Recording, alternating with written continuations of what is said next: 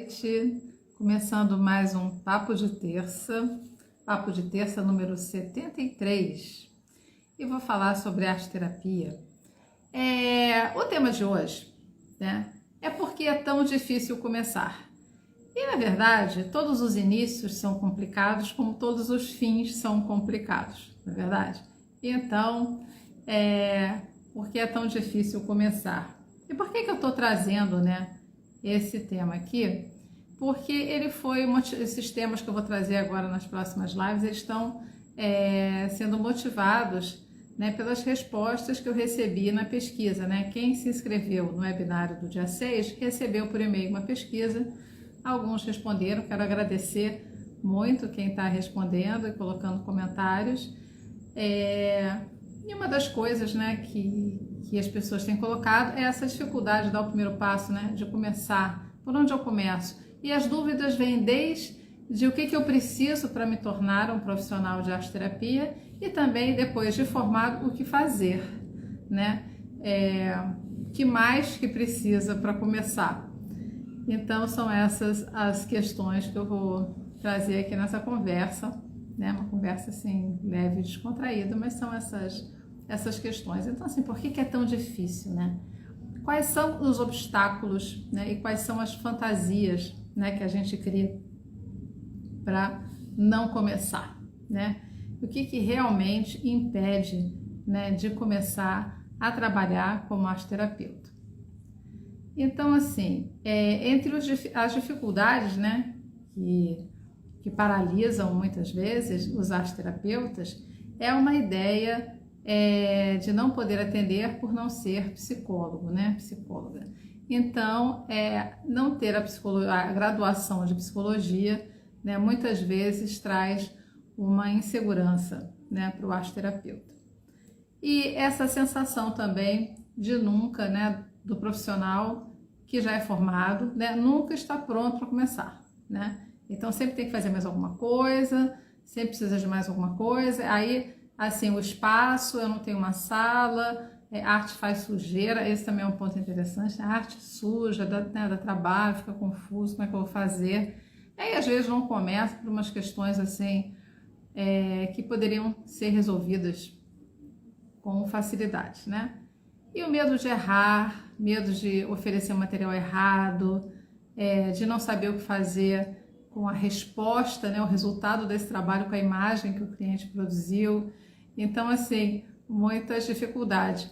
Uma coisa, né, que muitas vezes atrapalha o início, né, da profissão, de você entrar na profissão, é a própria nebulosidade do que é necessário para se tornar um profissional, se tornar um arteterapeuta. As pessoas me perguntam muito aqui, né? Outro dia me perguntaram assim, sou formada em artes visuais, eu posso atender como arteterapeuta? Não. Né? Para você ser atender com arteterapia, você precisa ser arteterapeuta. Então, você tem que ter uma formação específica.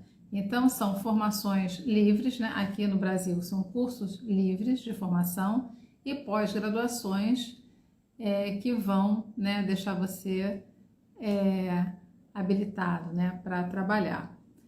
E agora, também, o que acontece? A confusão também acontece porque tem uma oferta enorme de cursos, né? Muitos cursos, tem curso gratuito, né? Tem curso barato demais, cursos aí assim, não precisa fazer TCC, não precisa fazer estágio, não precisa não sei o que. Então significa o quê? Que você vai fazer um curso que você não vai aprender nada e você realmente não vai estar pronto para trabalhar, né? Então, uma coisa que quando me perguntam sobre que cursos fazer, a primeira coisa é você dar uma olhada no currículo, né, do curso e prestar muita atenção se ele tem estágio e supervisão, né? Um segundo ponto aí seria ver se ele é reconhecido por algum órgão de classe, né? Um dos que você poderia ver é se ele está dentro aí dos parâmetros da UBAAT, né? Mas existem outras associações, outras organizações, então sempre bom tá de olho. Agora, quando o curso diz que não exige nada de você, né, que você não vai ter estágio, né, você não vai aprender uma profissão sem fazer estágio e sem ter supervisão, né? Então já começa uma coisa assim meio torta, né? Vou fazer uma formação. Até aqui, André, não precisa fazer estágio. Não, existem cursos que falam assim, se forme um asteroterapeuta e tal. Aí tem curso que é de graça, que não precisa fazer nada, né? Assim, e aí os cursos, tem curso que diz assim, que não tem estágio, não tem supervisão. Então não sei exatamente que curso é esse. Então tem uma oferta muito grande, então tem que olhar, né? Tem que prestar atenção, né? Porque tem coisas que se você ler 3 linhas, você já sabe que não serve para nada, né? E sim, precisa fazer estágio. Vamos mudar de assunto de novo. Estágio na formação de um arteterapeuta. Eu sempre falo, né, para os meus alunos, porque eu dou cursos de estudos complementares, né, da arteterapia, então tenho muitos alunos que são estudantes de arteterapia e arteterapeutas e psicólogos. Então, assim, o curso de formação normalmente tem um projeto e nesse projeto é onde os alunos vão fazer o estágio, tá? Então, isso acontece em muitos cursos. E eu sempre falo, faça esse estágio e faça todos os outros estágios e trabalhos voluntários que você tiver oportunidade, mesmo que o seu curso não reconheça as horas, né? Então, entrar em instituições, entrar na ONG, atendimento individual. No momento do estágio supervisionado, você pode pleitear isso, fazer o trabalho no grupo e também estar fazendo estágio com atendimento individual, que é completamente diferente. Então, assim, quanto mais estágios e mais experiências você conseguir ter, vai te ajudar a estar mais preparado, né, para começar a trabalhar, entrar em campo, né? Então, começar a entrar em campo de verdade já na formação, né? Variam, né, as exigências, alguns você tem que ter um determinado tempo, né? Então, os cursos de 2 anos e meio, então você só vai fazer estágio depois no segundo ano do curso, depois de 1 ano e meio, enfim, tem uma série de módulos que você tem que concluir antes de começar estágio. Outros cursos não exigem isso, então varia. Tem muitas variedades aí. Mas assim, o que vai te dar, né, segurança para começar é justamente essa experiência que você já vai tendo aí no estágio. Então, quanto mais coisa fizer, melhor, né? Então, assim, essa é uma questão. Se você só faz na sua formação o estágio, tem uma coisa também, um detalhe, um estágio de grupo, né? Você tem um grupo na tua turma, então tem 4 estudantes e vão fazer esse trabalho em uma instituição com um grupo, né? Normalmente crianças ou idosos. Então, essa experiência que você vai ter vai ser muito diferente quando você for realmente para o mercado, né? Porque ali você está num grupo, trabalhando com um grupo. Aí quando você sai de lá, você está sozinho, tendo que encarar um grupo, né? Ou atendimentos individuais. Porque se você vai numa instituição, a instituição tem um grupo. Montar um grupo não é fácil, né? Então, é importante ter essa experiência nos atendimentos individuais. Então tem essa primeira questão da confusão da profissão, né? O que eu preciso para me formar. Então, às vezes a pessoa não sabe. Então, assim, são os cursos livres de formação e as pós-graduações, com todo esse cuidado de pesquisar o conteúdo do curso e ver muito bem essa questão de estágio, supervisão, né? Se tem, né? Então, assim, os cursos devem ser exigentes, né? Se for muito, assim, solto, aí tem que olhar assim com um certo cuidado, porque são cursos de formação profissional, né? Então tem que ter ali, né, toda essa base para realmente você se sentir seguro. Então essa questão de começar, um dos caminhos é esse, né? Enquanto estiver estudando, fazendo estágio, faz tudo o que conseguir, né? Então, essa coisa de, mas aí o meu estágio não reconhece esse trabalho no lugar tal. Aí o lugar tal tem a supervisão da própria instituição, que muitas vezes vai ter uma linha muito diferente do seu curso. Isso enriquece, isso não atrapalha, isso enriquece. Você vai estar com outro grupo de pessoas, com outro grupo de profissionais e vai aprender muito, né? Então, essa é uma dica, né? Então, assim, a questão da psicologia, a gente entra também numa questão de uma ideia, de um sentimento de inferioridade. Não sei se vocês já perceberam isso, se já sentiram isso, se percebem assim nos colegas, né? Uma coisa assim, eu não sou psicólogo, né? Então eu não vou atender, né? Eu não vou trabalhar, então fica uma coisa assim como se fosse menos, né? E teve um tempo que uma coisa interessante, nos cursos de formação, exige, né, que o aluno, principalmente quando começar a fazer estágio, esteja em terapia. Então, não sei se vocês sabem, mas não era exigido na arte-terapia que esse aluno fizesse terapia como arte-terapia. E não podia fazer terapia com alguém que não fosse psicólogo. Então, essas contradições eu peguei lá no início quando eu me formei. Agora, isso deu uma arrumada, né, que era um absurdo total. Então, agora os arteterapeutas podem atender os estudantes de arteterapia, né, que é fundamental, né, assim, você se forma e você nunca fez, né, como cliente arteterapia, então você não passou pelo processo. Então, isso é uma coisa que acho que em todas as abordagens, se você faz um curso, você precisa, né, isso é exigido que você passe pelo processo, né? Então, tem essas questões.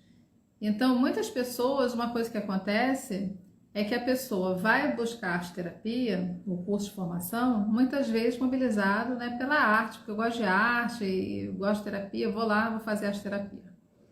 Aí vem esse recalque, né, de não sou psicólogo, então eu sou menos, eu não sei, vou fazer tudo errado, vem aquela insegurança louca, né, a arte como menos, né, e aí vai fazer a graduação em psicologia, né, não antes de ter feito uma pós-graduação em psicologia.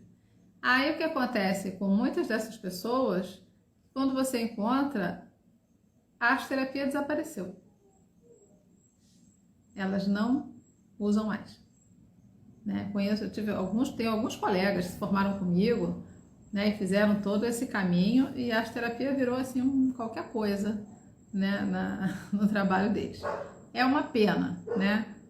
Quando eu acho que isso aí é um se perder ali, né? Tudo bem, a pessoa pode achar que se encontrou num outro caminho e tal, tudo bem, mas é uma pena para a arte-terapia a quantidade de pessoas que abandona, né? E essa questão da arte, né, é muito interessante como a gente tem até nisso essa coisa assim, arte-terapia é uma terapia que trabalha com as mãos, né? Faz coisas, né? Desenha, pinta, modela e tal, então as mãos estão ali. E tem essa coisa que está entranhada, né, de que o trabalho manual vale menos do que algo intelectual. Então a psicologia está nesse lugar intelectual, né, e a arte-terapia no lugar manual. Eu não sei se eu estou viajando muito ou se tem aí uma relação desse sentimento de inferioridade que eu percebo, né, nas falas assim de algumas pessoas, né? E a lésbica, inclusive, tem uma coisa interessante, quando eu me apresento, eu sou arte-terapeuta. Então tem os que não fazem ideia do que isso seja, então tem que explicar. Mas os que sabem ainda falam assim, você também é psicólogo? Eu falo, não. Você devia fazer psicologia, né? Você não vai conseguir trabalhar sem ser... Porque a psicologia faz parte, né? Quando a gente estuda na formação de arte-terapia, a gente estuda a psicologia faz parte. Mas, né, ter que ser um psicólogo. Então, e tem outra coisa interessante, né? Porque o psicólogo, por exemplo, lá pelo CRP, ele não pode ter lá no ateliê, na sala, no consultório dele, materiais de arte à vista. Tem que ficar tudo trancado no armário. Então, é uma coisa assim, que parece incompatível, né? Tem coisas que deviam já ter se flexibilizado, né? Mas não. Então, acontece também do arteterapeuta que se torna psicólogo, ele vai deixando a arteterapia de lado, porque ele monta um consultório, né? Um perfil de consultório, lá poltrona e tal, e aí a arte fica sem lugar, a sujeira fica sem lugar, né? E tem que ter uma certa sujeira, né? Quando a gente está trabalhando com arte. Então, isso é uma coisa também interessante. Uma das coisas que algumas pessoas falam, é difícil começar a trabalhar com arte terapia porque eu preciso de um espaço meu, um espaço próprio, um espaço adequado para poder trabalhar com arte, né? Então, é difícil dividir uma sala. Muita gente, quando eu falo que sou arte terapeuta, não quer sublocar a sala para mim porque diz que eu vou fazer sujeira, né? Então, assim, tem essas situações do lugar ideal, né? Mas eu vou dizer uma coisa para vocês: vocês não precisam do lugar ideal, vocês precisam começar, né? Depois, um dia, quem sabe, vocês têm o lugar ideal. Eu tenho o lugar ideal, mas estou trabalhando online. Então, assim, aí eu fiquei muito nessa coisa, mudou muito a minha percepção disso. Eu achava o espaço uma coisa, assim, muito fundamental para mim. Então, eu passei por esse bloqueio. Mas...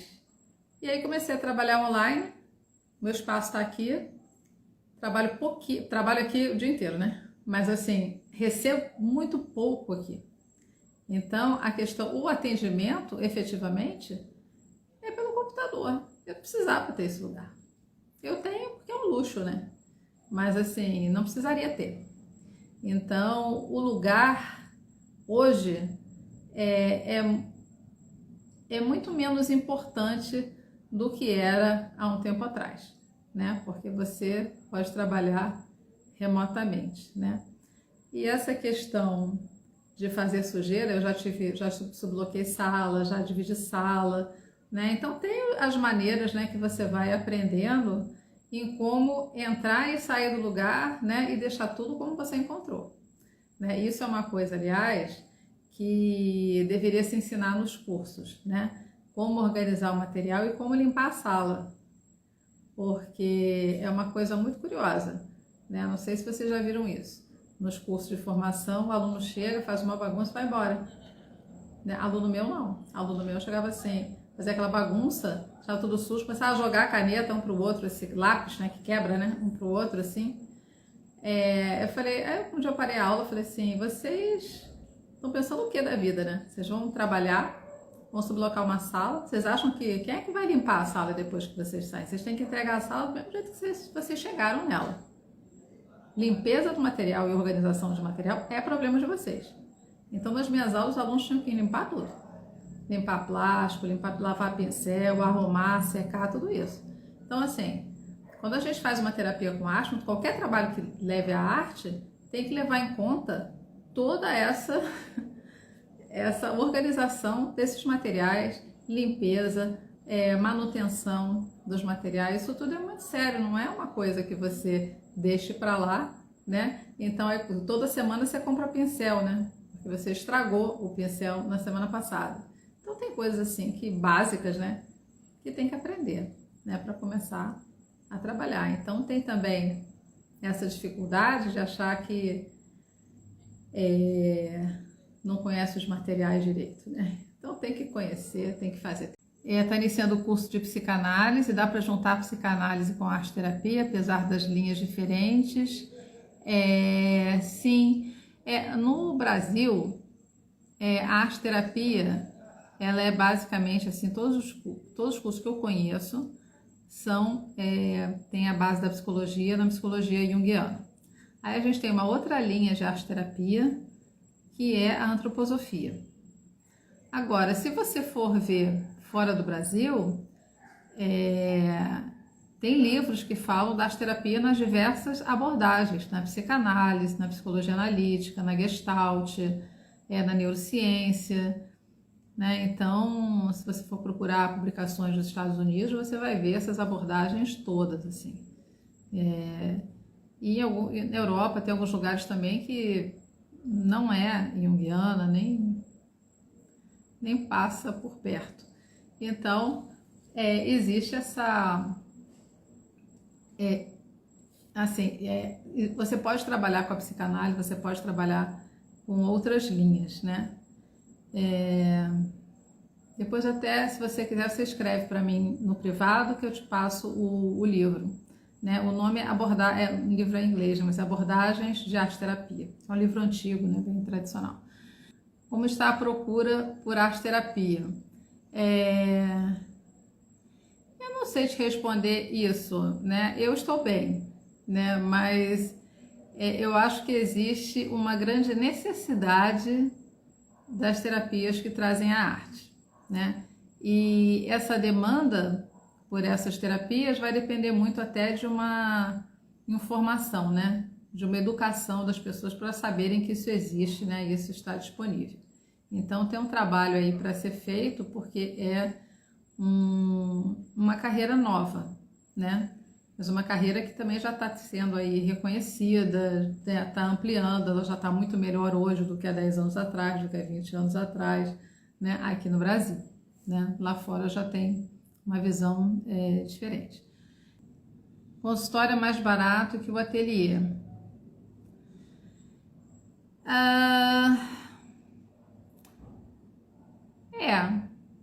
O ateliê tem exigências, assim, se você vai montar um ateliê, a iluminação, né?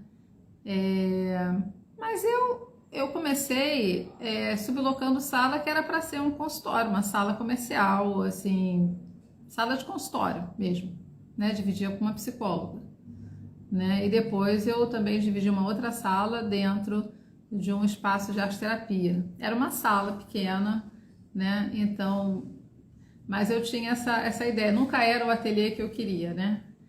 Então, como é o que eu tenho hoje. Então, assim, mais caro, aí vai depender, né?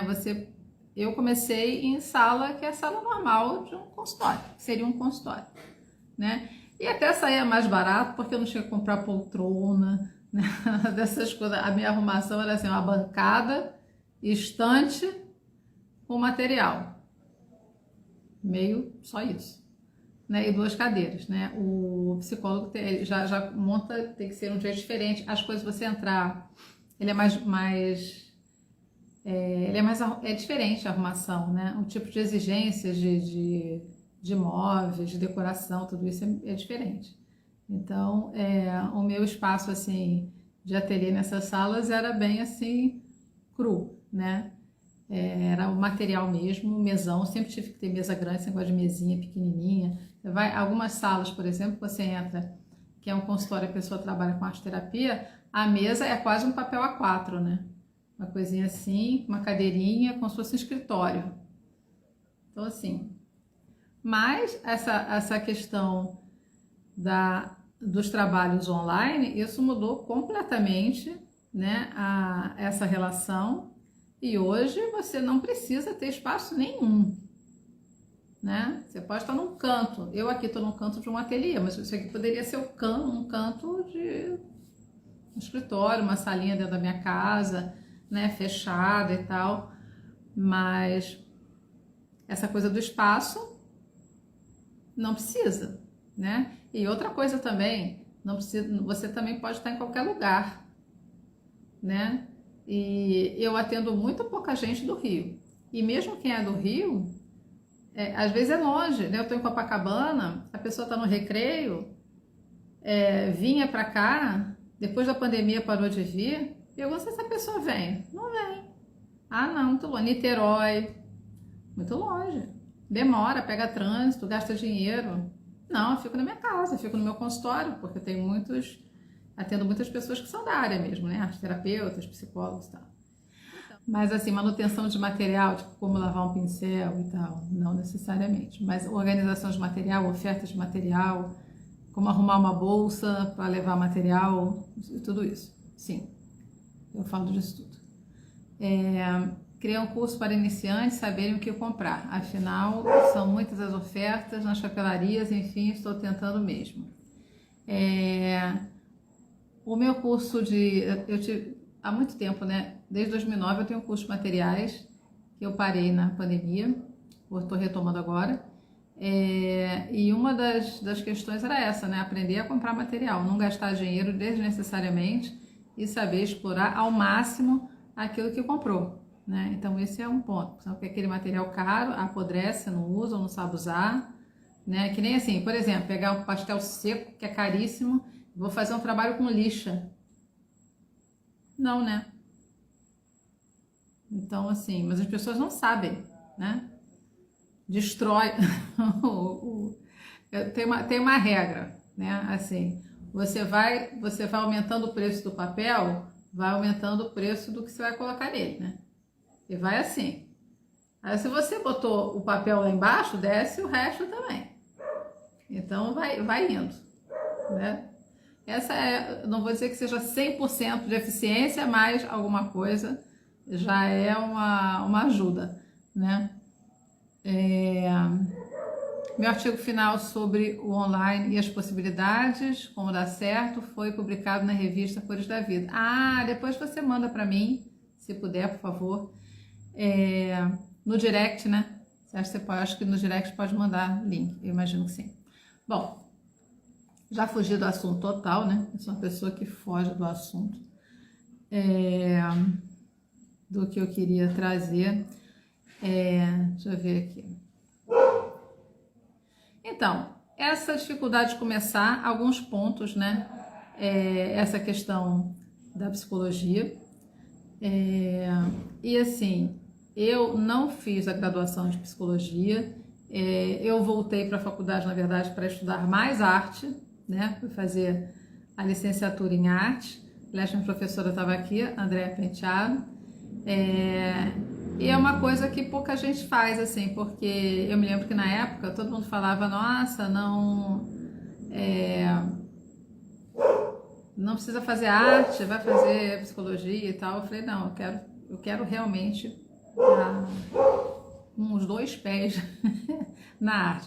O cachorro não é meu. O cachorro é da vizinha aqui do primeiro andar, que é uma casa de 3 andares, no primeiro andar mora o cachorro, que se chama Sal. Mas a rua tem um monte de cachorro, então, né? Eles se amam e se odeiam, né? Porque tem de tudo aqui. Então, assim, inseguranças, né? Para começar, tem essa questão das pessoas não conhecerem. Então, assim, tem um trabalho a ser feito, né? Tem um trabalho de comunicação a ser feito. E isso está acontecendo, isso está crescendo. Então, esse trabalho educativo, né? Até de estar se falando das terapias com arte, está se explicando para as pessoas o que ela é e que todas as pessoas podem se beneficiar, né, dessa abordagem, né, de uma terapia com arte, e fortalecer, né, a arte dentro dessa terapia com arte, porque também acontece isso, né, da terapia com arte, a arte ficar num lugar como se o que ela tivesse para oferecer fosse unicamente a questão dos materiais, né? Estar manipulando aqueles materiais, mas ela tem muito mais, né, para oferecer e para a gente estar crescendo, né? E a gente está crescendo, né, e se firmando, né, como profissionais. E a gente começar a trabalhar, porque eu acho muito triste quando a pessoa ela vai se mobilizar, né? Fazer um curso, fazer uma formação, fazer estágio, tem todo aquele trabalho e depois ela fica bloqueada e não começa. Então, assim, comece. Se esse é o seu caso, comece, né? E pode dar errado, não vai dar certo de primeira, né? Tenta de novo, né? E vai se juntando. Uma coisa importante é você não estar sozinho. Uma coisa que acontece também, sai da formação, se desconecta daquele grupo, das pessoas e fica meio sozinho. E aí não adianta você alugar uma sala, alugar um ateliê, porque ninguém vai lá te procurar. Isso é uma coisa que eu aprendi também. Então, assim, você tem que estar em contato com as pessoas, né? E estar em movimento. E essa rede que você tem que construir é uma rede de apoio, de troca e de aprendizado. Então, essa coisa de estar trocando sempre e de estar se fortalecendo sempre, né? Então, e é isso. E estar falando do seu trabalho, né? Eu tô aqui falando do meu trabalho, então tem que falar do seu trabalho, né? As pessoas não te acham assim, né? Então, tem essas coisas, tem que superar, sim, a gente tem que superar muitos aí obstáculos, mas assim, tenham coragem, comecem, né? Não fiquem com essa expectativa de que tem que ser perfeito, porque não vai ser, né? Vai aprendendo fazendo, né?